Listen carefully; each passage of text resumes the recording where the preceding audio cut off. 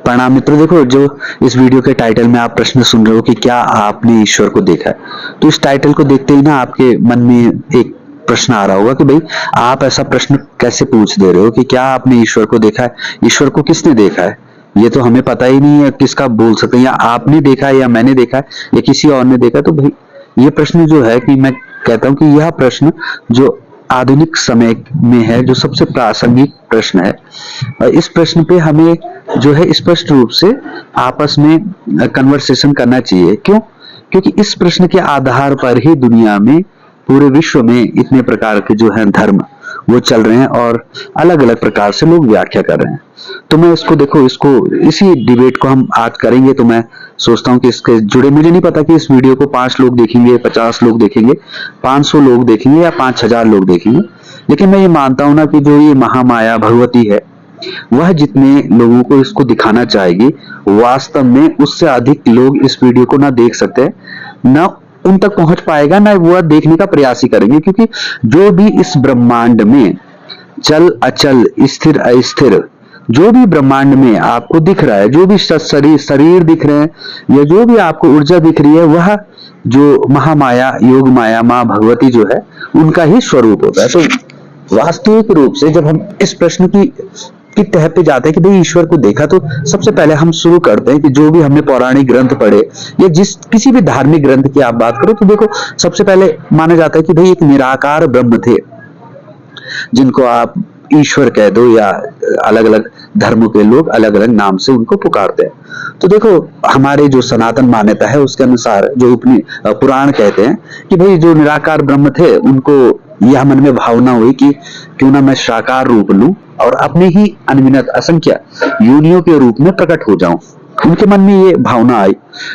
तो उनके मन में भावना आई तो उन्होंने सबसे पहले अपनी दो जो फिजिकल बॉडी, तो देखो अभी तो ब्रह्म निराकार है, मतलब निराकार मतलब जो रूप रंग आकृति सबसे रहित है, गुण सबसे रहित है। तो अब उन ब्रह्म के कुछ साकार रूप से ब्रह्मांड में आने की कल्पना हुई कि मैं साकार रूप में प्रकट होता हूं। तो जो हमारे प्राण कहते हैं, तो कहते हैं भाई उन्होंने शिव और शक्ति, जो निराकार ब्रह्म है, वो शिव और शक्ति रूप में प्रकट हुए। तो देखो, इस ब्रह्मांड को चलाने वाली दो ही शक्तियां हैं, ये आपको पता है।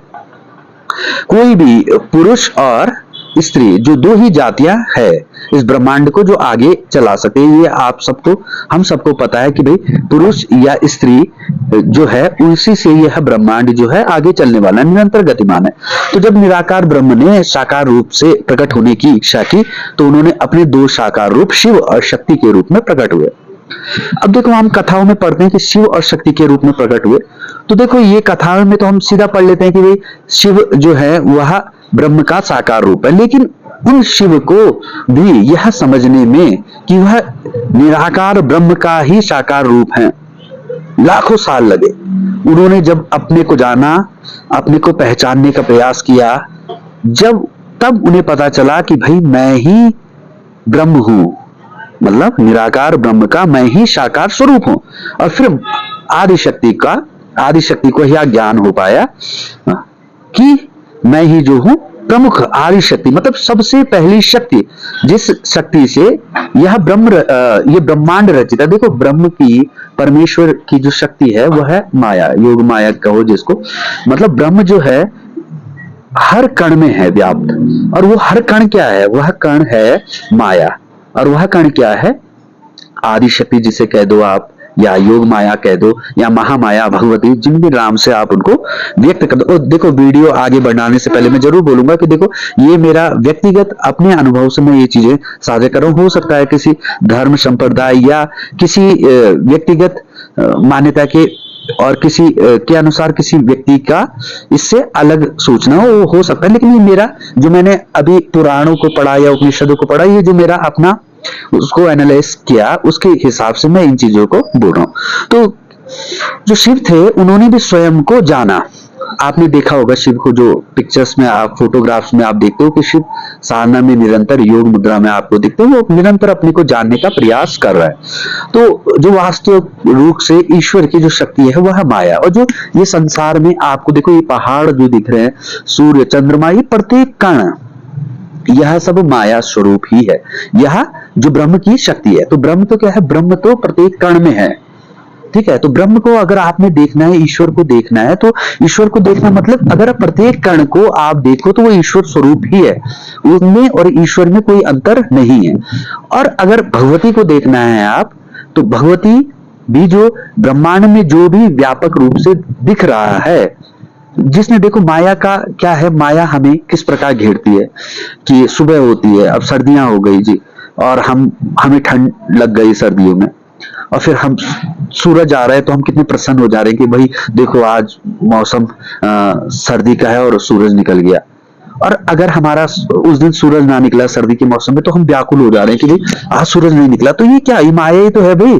प्रकृति तो अपने हिसाब से काम करेगी ना, लेकिन माया ने क्या कर रखा है कि माया ने हमको ऐसे घेर रखा है कि हम सोच रहे हैं कि भाई ये प्रकृति हमारे हिसाब से क्यों नहीं चल रही, या प्रकृति के इस प्रकार के रूप परिवर्तन से हमें बहुत चिंता हो रही है। कुछ लोग कहते हैं भाई मुझे सर्दी के मौसम से बहुत समस्या है, कोई लोग बोलते हैं कि गर्मी के मौसम से मुझे समस्या। तो ये एक माया का ही तो रूप है, और क्या। देखो, न सर्दी के मौसम से जिसको दिक्कत हो, न गर्मी के मौसम से जिसको समस्या हो, वही व्यक्ति वास्तविक रूप से माया को अच्छी तरह से जानने का प्रयास कर रहा है। अगर हम बोले ना कि माया को कौन समझने का प्रयास कर रहा है, तो वही व्यक्ति माया, वो योग माया, महामाया, मां भगवती को जानने का प्रयास कर रहा है, जो जिसको जिस तरीके से है उसी तरीके से उसको एक्सेप्ट कर रहा है। मतलब अगर जैसे हम कहें कि सुख दुख, जो सुख में, जैसे आपने उपनिषद में पढ़ा होगा या गीता में, कि भाई जिसका सुख में दुख में समान भाव रहे, वही क्या है, योगी है।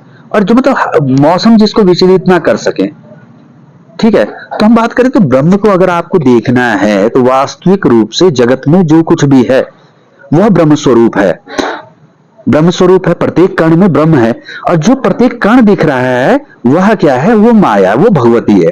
तो मतलब ब्रह्म क्या है, ब्रह्म में प्रत्येक, इस संसार का, इस ब्रह्मांड का प्रत्येक कण में ब्रह्म है, और इस संसार का प्रत्येक कण ही योग माया है, महामाया भगवती है।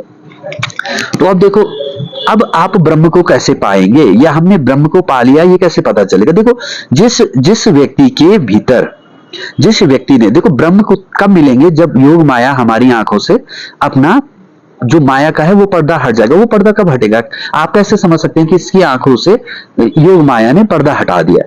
तो अगर देखो कि मेरे को हर कर्म में मैं करूं, तो मुझे अगर किसी काम को करने से बहुत प्रसन्नता हो रही है, और अगर मेरे वो काम सफल नहीं हो पाया और मुझे दुख हो रहा है, तो इसका मतलब तो मैं अभी प्रकृति से चाह रहा हूं ना चीजें, क्योंकि भाई पदार्थ ही तो सुख या दुख दे रहे हैं मुझे, या क्रिया ही मुझे सुख दुख दे रहे हैं। लेकिन जब मेरे को इन क्रियाओं के, इन सुख दुख से अंतर नहीं पड़ेगा, उस स्थिति में मुझे प्रत्येक कण में ही ब्रह्म दिख जाएगा, या मेरे जो विषय हैं, जो काम क्रोध लोभ मोह अहंकार, इन विषयों से मैं मुक्ति पा लूंगा।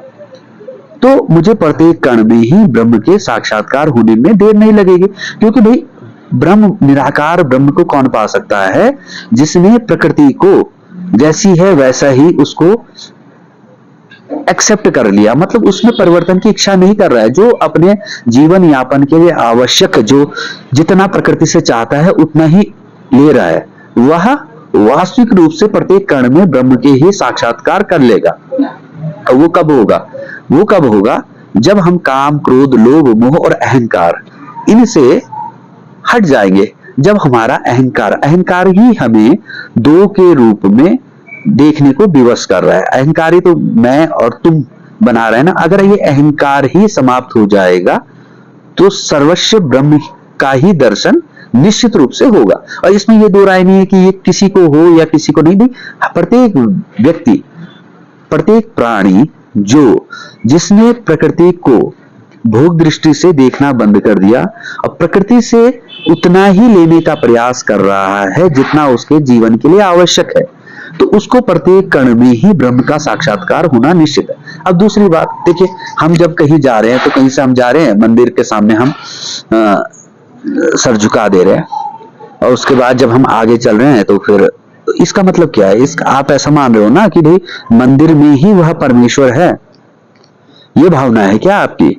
भाई परमेश्वर तो सर्वथा सब जगह है ही, लेकिन मंदिर के सामने शीश झुकाने का अर्थ हमारा यह है कि वह जो परमेश्वर है जो साकार रूप से परमेश्वर के रूप है, जिन्होंने अपने को पहचान लिया। मैंने क्या कहा कि शिव पहले जो फिजिकल रूप में ब्रह्म के साकार स्वरूप के पहले ऐसे हुए जिन्होंने अपने को ब्रह्म स्वरूप को पहचान लिया, और जिसने, उपनिषद कहते हैं कि जिसने ब्रह्म को जान लिया वह ब्रह्म ही हो गया। तो शिव ही क्या है? ब्रह्म है। ठीक है। शिव के बाद आपने देखो कि भगवान विष्णु ने, जब आप शिव महापुराण की कथा पढ़ें या कोई भी विष्णु पुराण की कथा पढ़ें तो आप देखोगे कि भाई जब शिव महापुराण में एक ज्योत प्रकट हुई तो ब्रह्मा जी और विष्णु जी उस ज्योत का छोर ढूंढने चले गए, तो उसका छोर कहीं मिला नहीं।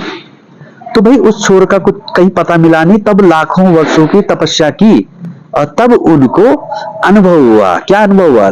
तपस्या करने के बाद वह जान पाए कि यह जो निराकार ब्रह्म है वही मैं हूं। विष्णु जी को भी तभी पता चला जब उन्होंने तपस्या की। तपस्या की मतलब अनुभव किया ना, अनुभव किया और ध्यान किया, तब वह जान पाए कि वास्तविक रूप से मैं ही उन निराकार ब्रह्म का साकार स्वरूप हूं। तो जहां भी भगवान की मूर्ति देखी हमने, हम उनको प्रणाम करने का हमारा तात्पर्य क्या है कि यह वह लोग हैं जिन्होंने ब्रह्म का साक्षात्कार किया और स्वयं ब्रह्म स्वरूप हो गए। वह उपनिषद साफ शब्दों में बोलता है कि वह ब्रह्म स्वरूप है। तो उपनिषद इसीलिए तो बोल रहा है कि भाई जो लोग जो ब्रह्म स्वरूप हो गए उनकी भी आराधना। आप जब गीता भी पढ़ेंगे तो भगवान कृष्ण कहते हैं कि भाई तुम मेरे रूप, अनेक अपनी विभूतियां देते हैं कि भाई ये भी मैं ही हूं, ये भी मैं। तो क्या मतलब है? मतलब जो अपने रूप को पहचान गया वह मैं ही हो गया, मतलब वह वास्तव में ब्रह्म ही हो गया। तो वास्तविक रूप से जो इस वीडियो का टाइटल था कि मैंने ईश्वर को देखा या आपने ईश्वर को देखा, तो प्रत्येक व्यक्ति अगर इस भावना। दूसरी बात यह है कि हम जो अच्छे गुण हैं किसी के, उनको स्वीकार करने का प्रयास करें, हर समय इस स्थिति में ना रहें। मतलब किसी को भी स्वीकार कर लेना जैसा है, उसमें बिना परिवर्तन की इच्छा के। वास्तविक रूप से जो ऐसा आपको लगता है कि कर रहा है वह ब्रह्म स्वरूप ही है। प्रकृति जैसी है उसको वैसा स्वीकार करना। गर्मी है तो गर्मी, भाई गर्मी है तो प्रकृति का एक, देखो हम आग हमें दिख रही है ना, अगर हम आग पे हाथ लगाएंगे तो हमारा हाथ जलेगा ना। तो अब इसमें किसी को दोष थोड़ी दे सकते हो। आपने जो आग का स्वरूप था उसमें हाथ डाला तो आप जलोगे ना, क्योंकि वो प्रकृति है ना, प्रकृति का रूप है ना। तो प्रकृति से, जैसी प्रकृति है उसको वैसे ही स्वीकार कर लेना आपको प्रकृति से हटा देता है, और वहां पे योग माया आपके सामने ब्रह्म का स्वरूप प्रकट करती है। ब्रह्म का स्वरूप प्रकट योग माया ही करेगी। जब मां भगवती की अनुकंपा होगी तभी व्यक्ति ब्रह्म के स्वरूप को जान पाएगा। और ब्रह्म क्या है? ब्रह्म प्रत्येक व्यक्ति को प्रत्येक कण में अनुभव हो जाएगा जब उसके भीतर का अहंकार समाप्त हो जाएगा। अहंकार मतलब जब उसके भीतर यह भावना हट जाएगी कि हम दो हैं। वास्तव में कोई दो नहीं है, संपूर्ण जगत में केवल परमेश्वर की ही सत्ता है, परमेश्वर के अतिरिक्त कोई नहीं है।